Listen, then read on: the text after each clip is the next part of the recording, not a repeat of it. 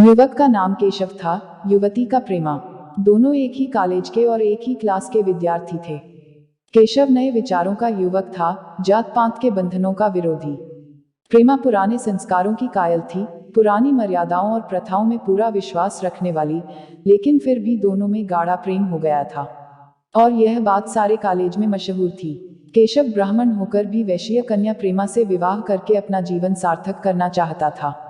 उसे अपने माता पिता की परवाह न थी। कुल मर्यादा का विचार भी उसे स्वांग सा लगता था। उसके लिए सत्य कोई वस्तु थी तो प्रेम थी, किंतु प्रेमा के लिए माता पिता और कुल परिवार के आदेश के विरुद्ध एक कदम बढ़ाना भी असंभव था। संध्या का समय है। विक्टोरिया पार्क के एक निर्जन स्थान में दोनों आमने सामने हरियाली पर बैठे हुए हैं। सैर करने वाले एक एक करके विदा हो गए, किंतु ये दोनों अभी वहीं बैठे हुए हैं। उनमें एक ऐसा प्रसंग छिड़ा हुआ है जो किसी तरह समाप्त नहीं होता। केशव ने झुंझलाकर कहा, इसका यह अर्थ है कि तुम्हें मेरी परवाह नहीं है। प्रेमा ने उसको शांत करने की चेष्टा करके कहा, तुम मेरे साथ अन्याय कर रहे हो केशव। लेकिन मैं इस विषय को माता पिता के सामने कैसे छेड़ूं, यह मेरी समझ में नहीं आता। वे लोग पुरानी रूढ़ियों के भक्त हैं। मेरी तरफ से कोई ऐसी बात सुनकर मन में जो जो शंकाएं होंगी, उनकी तुम कल्पना कर सकते हो। केशव ने उग्र भाव से पूछा, तो तुम भी उन्हीं पुरानी रूढ़ियों की गुलाम हो? प्रेमा ने अपनी बड़ी बड़ी आंखों में मृदु स्नेह भरकर कहा, नहीं, मैं उनकी गुलाम नहीं हूँ, लेकिन माता पिता की इच्छा मेरे लिए और सब चीजों से अधिक मान्य है। तुम्हारा व्यक्तित्व कुछ नहीं है, ऐसा ही समझ लो। मैं तो समझता था कि ये ढकोसले मूर्खों के लिए ही हैं, लेकिन अब मालूम हुआ कि तुम जैसी विदुषियां भी उनकी पूजा करती हैं। जब मैं तुम्हारे लिए संसार को छोड़ने को तैयार हूं तो तुमसे भी यही आशा करता हूं। प्रेमा ने मन में सोचा, मेरा अपनी देह पर क्या अधिकार है? जिन माता पिता ने अपने रक्त से मेरी सृष्टि की है और अपने स्नेह से उसे पाला है, उनकी मर्जी के खिलाफ कोई काम करने का उसे कोई हक नहीं। उसने दीनता के साथ केशव से कहा, क्या प्रेम स्त्री और पुरुष के रूप ही में रह सकता है, मैत्री के रूप में नहीं? मैं तो आत्मा का बंधन समझती हूँ। केशव ने कठोर भाव से कहा, इन दार्शनिक विचारों से तुम मुझे पागल कर दोगी प्रेमा। बस इतना ही समझ लो, मैं निराश होकर जिंदा नहीं रह सकता। मैं प्रत्यक्षवादी हूँ और कल्पनाओं के संसार में प्रत्यक्ष का आनंद उठाना मेरे लिए असंभव है। यह कहकर उसने प्रेमा का हाथ पकड़कर अपनी ओर खींचने की चेष्टा की। प्रेमा ने झटके से हाथ छुड़ा लिया और बोली, नहीं केशव, मैं कह चुकी हूँ कि मैं स्वतंत्र नहीं हूँ। तुम मुझसे वह चीज न मांगो जिस पर मेरा कोई अधिकार नहीं है। केशव को अगर प्रेमा ने कठोर शब्द कहे होते तो भी उसे इतना दुख न हुआ होता। एक क्षण तक वह मन मारे बैठा रहा, फिर उठकर निराशा भरे स्वर में बोला, जैसी तुम्हारी इच्छा। आहिस्ता आहिस्ता कदम सा उठाता हुआ वहां से चला गया। प्रेमा अब भी वहीं बैठी आंसू बहाती रही। रात को भोजन करके प्रेमा जब अपनी माँ के साथ लेटी तो उसकी आंखों में नींद न थी। केशव ने उसे एक ऐसी बात कह दी थी जो चंचल पानी में बहने वाली छाया की तरह उसके दिल पर छाई हुई थी। प्रतिक्षण उसका रूप बदलता था। वह उसे स्थिर न कर सकती थी। माता से इस विषय में कुछ कहे तो कैसे? लज्जा मुंह बंद कर देती थी। उसने सोचा, अगर केशव के साथ मेरा विवाह न हुआ तो उस समय मेरा क्या कर्तव्य होगा? अगर केशव ने कुछ उद्दंडता कर डाली तो मेरे लिए संसार में फिर क्या रह जाएगा? लेकिन मेरा बस ही क्या है? इन भांति भांति के विचारों में एक बात जो उसके मन में निश्चित हुई, वह यह थी कि केशव के सिवा वह और किसी से विवाह न करेगी। उसकी माता ने पूछा, क्या तुझे अब तक नींद न आई? मैंने तुझसे कितनी बार कहा कि थोड़ा बहुत घर का काम काज किया कर, लेकिन तुझे किताबों से ही फुर्सत नहीं मिलती। 4 दिन में तू पराए घर जाएगी, कौन जाने कैसा घर मिले। अगर कुछ काम करने की आदत न रही तो कैसे निवाह होगा? प्रेमा ने भोलेपन से कहा, मैं पराए घर जाऊंगी ही क्यों? माता ने मुस्कुराकर कहा, लड़कियों के लिए यही तो सबसे बड़ी विपत्ति है बेटी। माँ बाप की गोद में पलकर ज्यों ही सयानी हुई, दूसरों की हो जाती है। अगर अच्छे प्राणी मिले तो जीवन आराम से कट गया, नहीं रो रोकर दिन काटना पड़ा। सब कुछ भाग्य के अधीन है। अपनी बिरादरी में तो मुझे कोई घर नहीं भाता। कहीं लड़कियों का आदर नहीं, लेकिन करना तो बिरादरी में ही पड़ेगा। न जाने यह जात पात का बंधन कब टूटेगा। प्रेमा डरते डरते बोली, कहीं कहीं तो बिरादरी के बाहर भी विवाह होने लगे हैं। उसने कहने को कह दिया, लेकिन उसका हृदय कांप रहा था कि माताजी कुछ भांप न जाया। माता ने विस्मय के साथ पूछा, क्या हिंदुओं में ऐसा हुआ है? फिर उसने आप ही आप उस प्रश्न का जवाब भी दिया, और 2-4 जगह ऐसा हो भी गया तो उससे क्या होता है?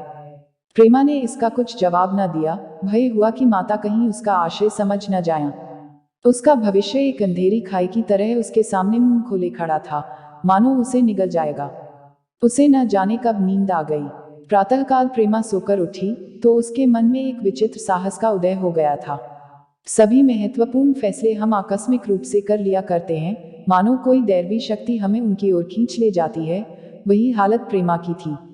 कल तक वह माता पिता के निर्णय को मान्य समझती थी, पर संकट को सामने देखकर उसमें उस वायु की हिम्मत पैदा हो गई थी जिसके सामने कोई पर्वत आ गया हो।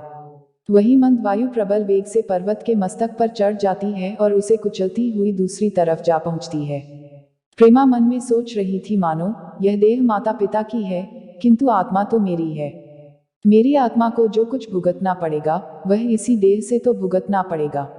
अब वह इस विषय में संकोच करना अनुचित ही नहीं, घातक समझ रही थी। अपने जीवन को क्यों एक झूठे सम्मान पर बलिदान करे। उसने सोचा, विवाह का आधार अगर प्रेम न हो तो वह देह का विक्रय है। आत्मसमर्पण क्यों बिना प्रेम के भी हो सकता है। इस कल्पना ही से कि न जाने किस अपरिचित युवक से उसका विवाह हो जाएगा, उसका हृदय विद्रोह कर उठा। वह अभी नाश्ता करके कुछ बने जा रही थी कि उसके पिता ने प्यार से पुकारा, मैं कल तुम्हारे प्रिंसिपल के पास गया था, वे तुम्हारी बड़ी तारीफ कर रहे थे। प्रेमा ने सरल भाव से कहा, आप तो यूं ही कहा करते हैं। नहीं, सच। यह कहते हुए उन्होंने अपनी मेज की दराज खोली और मखमली चौखटों में जड़ी हुई एक तस्वीर निकालकर उसे दिखाते हुए बोले, यह लड़का I0C0S0 के इम्तिहान में प्रथम आया है। इसका नाम तो तुमने सुना होगा। बूढ़े पिता ने ऐसी भूमिका बांध दी थी कि माँ उनका आशय न समझ सकी, लेकिन प्रेमा भाग गई। उनका मन तीर की भांति लक्ष्य पर जा पहुंचा। उसने बिना तस्वीर की ओर देखे ही कहा, नहीं, मैंने तो उसका नाम नहीं सुना। पिता ने बनावटी आश्चर्य से कहा, क्या तुमने उसका नाम ही नहीं सुना? आज के दैनिक पत्र में उसका चित्र और जीवन वृतांत छपा है। प्रेमा ने रुखाई से जवाब दिया, होगा, मगर मैं तो उस परीक्षा का कोई महत्व नहीं समझती। मैं तो समझती हूँ जो लोग इस परीक्षा में बैठते हैं वे पल्ले सिर के स्वार्थी होते हैं। आखिर उनका उद्देश्य इसके सिवा और क्या होता है कि अपने गरीब, निर्धन, दलित भाइयों पर शासन करें और खूब धन संचय करें।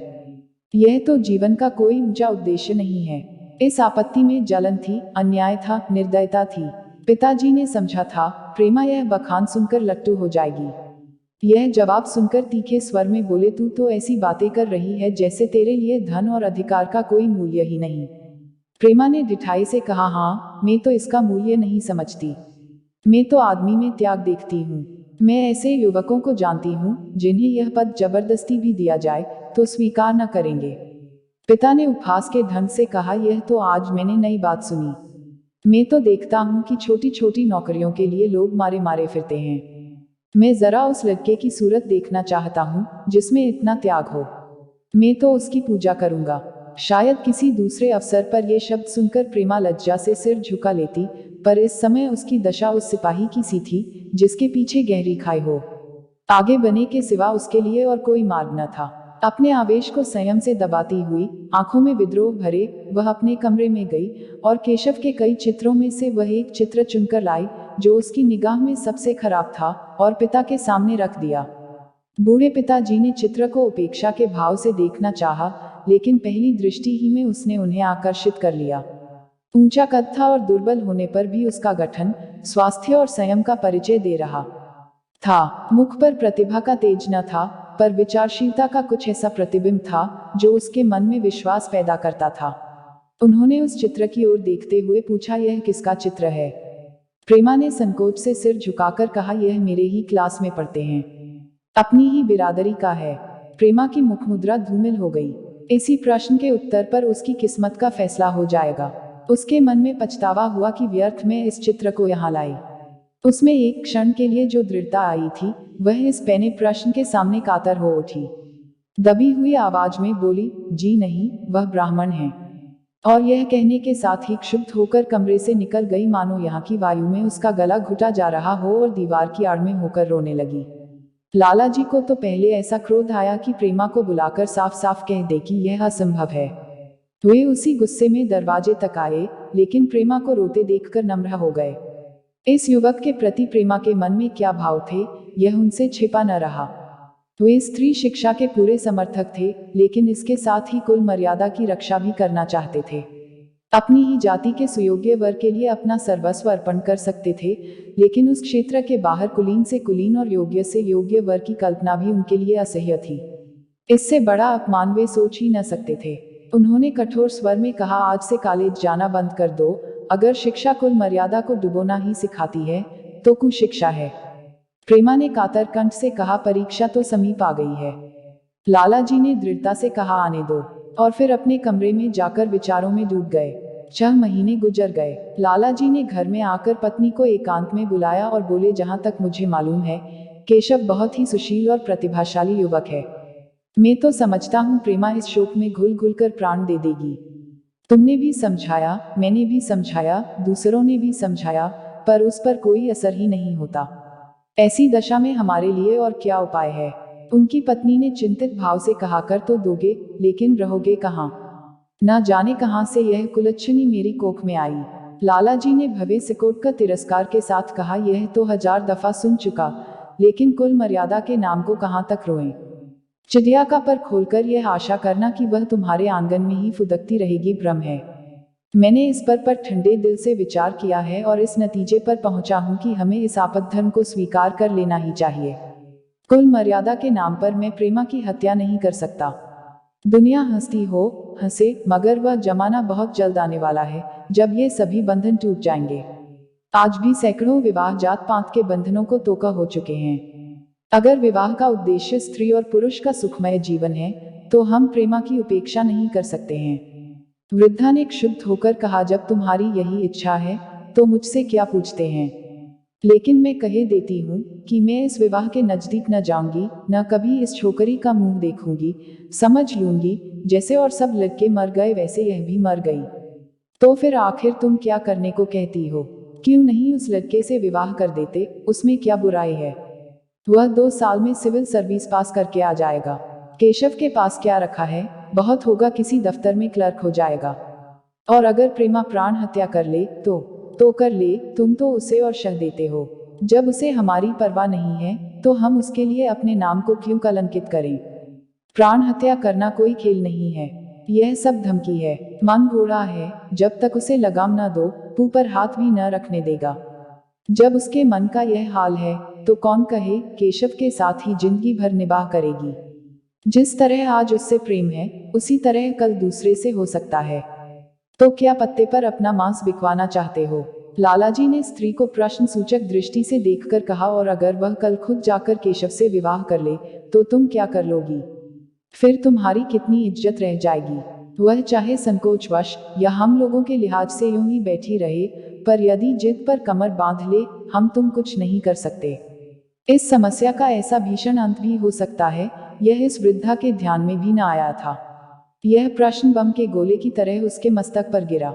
एक क्षण तक वह अवाक बैठी रह गई, मानो इस आघात ने उसकी बुद्धि की धज्जियां उड़ा दी हूं। फिर पराभूत होकर बोली, तुम्हें अनोखी ही कल्पनाएं सूझती हैं।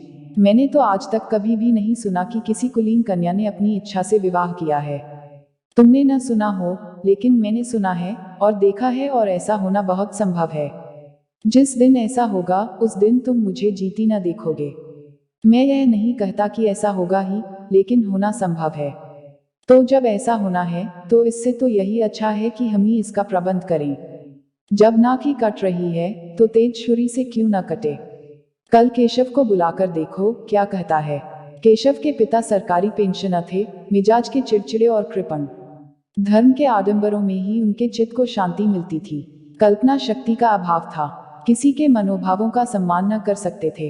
वे अब भी उस संसार में रहते थे जिसमें उन्होंने अपने बचपन और जवानी के दिन काटे थे।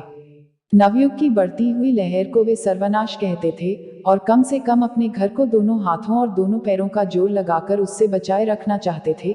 इसलिए जब एक दिन प्रेमा के पिता उसके पास पहुंचे और केशव से प्रेमा के विवाह का प्रस्ताव किया, तो बूढ़े पंडित जी अपने आप में न रह सके। धुंधली आंखें फाकर बोले, आप भन तो नहीं खा गए हैं? इस तरह का संबंध और चाहे जो कुछ हो, विवाह नहीं है। मालूम होता है आपको भी नए जमाने की हवा लग गई। बूढ़े बाबूजी ने नम्रता से कहा, मैं खुद ऐसा संबंध नहीं पसंद करता।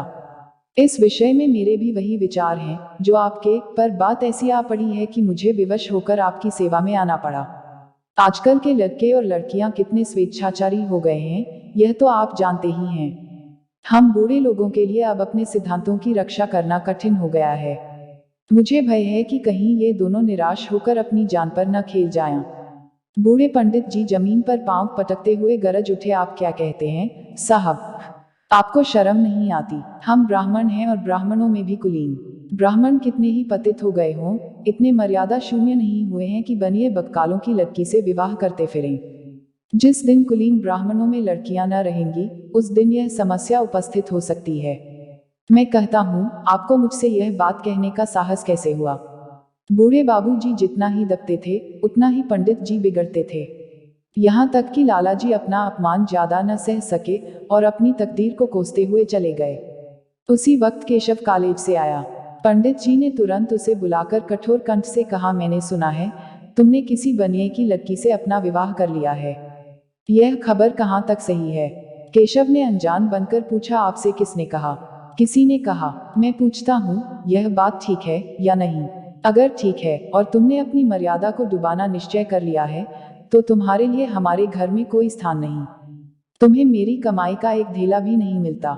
मेरे पास जो कुछ है वह मेरी अपनी कमाई है। मुझे अख्तियार है कि मैं उसे जिसे चाहूं दे दूं। तुम यह अनीति करके मेरे घर में कदम नहीं रख सकते। केशव पिता के स्वभाव से परिचित था। प्रेमा से उसे प्रेम था। वह गुप्त रूप से प्रेमा से विवाह कर लेना चाहता था। बाप हमेशा तो बैठे न रहेंगे। माता के स्नेह पर उसे विश्वास था। उस प्रेम की तरंग में वह सारे कष्टों को झेलने के लिए तैयार मालूम होता था, लेकिन जैसे कोई कायर सिपाही बंदूक के सामने जाकर हिम्मत खो बैठता है और कदम पीछे हटा लेता है, वही दशा केशव की हुई। वह साधारण युवकों की तरह सिद्धांतों के लिए बड़े बड़े तर्क कर सकता था, जबान से उनमें अपनी भक्ति की दोहाई दे सकता था, लेकिन इसके लिए यातनाएं झेलने की सामर्थ्य उसमें न थी। अगर वह अपनी जिद पर अड़ा और पिता ने भी अपनी टेक रखी, तो उसका कहाँ ठिकाना लगेगा? उसका जीवन ही नष्ट हो जाएगा। उसने दबी जबान से कहा, जिसने आपसे यह कहा है, बिल्कुल झूठ कहा है। पंडित जी ने तीव्र नेत्रों से देखकर कहा, तो यह खबर बिल्कुल गलत है। जी हाँ, बिल्कुल गलत। तो तुम आज ही इसी वक्त उस बनिए को खत लिख दो और याद रखो कि अगर इस तरह की चर्चा फिर कभी उठी, तो तुम्हारा सबसे बड़ा शत्रु होऊंगा। बस जाओ। केशव और कुछ न कह सका।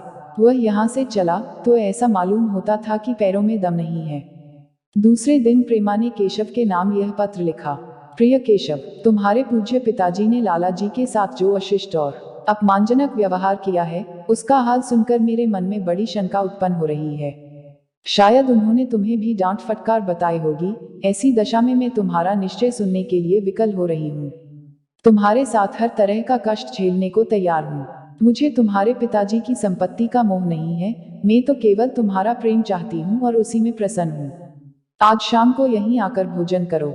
दादा और माँ दोनों तुमसे मिलने के लिए बहुत इच्छुक हैं।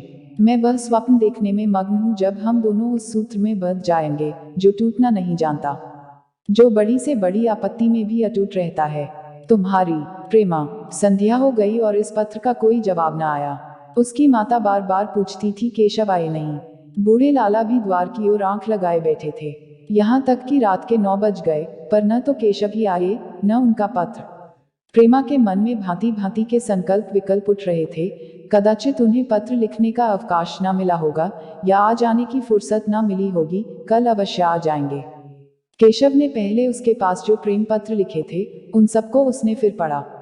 उनके एक एक शब्द से कितना अनुराग टपक रहा था, उनमें कितना कंपन था, कितनी विकलता, कितनी तीव्र आकांक्षा। फिर उसे केशव के वे वाक्य याद आए जो उसने सैकड़ों ही बार कहे थे। कितनी बार वह उसके सामने रोया था। इतने प्रमाणों के होते हुए निराशा के लिए कहाँ स्थान था, मगर फिर भी सारी रात उसका मन जैसे सूली पर टंगा रहा। प्रातःकाल केशव का जवाब आया। प्रेमा ने कांपते हुए हाथों से पत्र लेकर पढ़ा। पत्र हाथ से गिर गया। ऐसा जान पड़ा मानो उसकी देह का रक्त स्थिर हो गया हो। लिखा था, मैं बड़े संकट में हूँ कि तुम्हें क्या जवाब दूँ। मैंने इधर इस समस्या पर खूब ठंडे दिल से विचार किया है और इस नतीजे पर पहुंचा हूं कि वर्तमान दशाओं में मेरे लिए पिता की आज्ञा की उपेक्षा करना दुस्सह है। मुझे कायर न समझना। मैं स्वार्थी भी नहीं हूँ, लेकिन मेरे सामने जो बाधाएं हैं उन पर विजय पाने की शक्ति मुझ में नहीं है। पुरानी बातों को भूल जाओ। उस समय मैंने इन बाधाओं की कल्पना न की थी। प्रेमा ने एक लंबी, गहरी, जलती हुई सांस खींची और उस खत को फाकर फेंक दिया। उसकी आंखों से अश्रुधार बहने लगी। जिस केशव को उसने अपने अंतःकरण से वर लिया था, वह इतना निष्ठुर हो जाएगा, इसकी उसको रत्ती भर भी आशा न थी। ऐसा मालूम पड़ा मानो अब तक वह कोई सुनहला स्वप्न देख रही थी, पर आंख खुलने पर वह सब कुछ अदृश्य हो गया। जीवन में जब आशा ही लुप्त हो गई, तो अब अंधकार के सिवा और क्या रहा। अपने हृदय की सारी संपत्ति लगाकर उसने एक नाव लदवाई थी, वह नाव जलमग्न हो गई। अब दूसरी नाव कौन वहां से लदवाए, अगर वह नाव टूटी है तो उसके साथ वह भी डूब जाएगी। माता ने पूछा, क्या केशव का पत्र है? प्रेमा ने भूमि की ओर ताकते हुए कहा, हाँ, उनकी तबीयत अच्छी नहीं है, इसके सिवा वह और क्या कहे। केशव की निष्ठुरता और बेवफाई का समाचार कहकर लज्जित होने का साहस उसमें न था। दिन भर वह घर के काम धंधों में लगी रही, मानो उसे कोई चिंता ही नहीं है।